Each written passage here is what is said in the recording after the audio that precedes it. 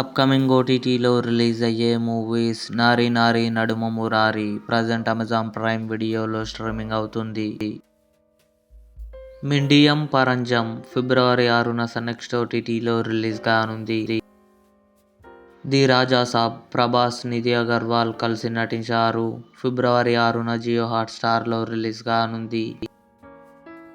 'కొహరా season 2' ఫిబ్రవరి 11న నెట్ఫ్లిక్స్లో release కానుంది.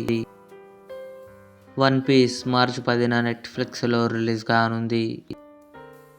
'Love story' ఫిబ్రవరి 14న థియేటర్లో రిలీజ్ కానుంది. 'పరాశక్తి' ఫిబ్రవరి 7న జీ5లో రిలీజ్ కానుంది.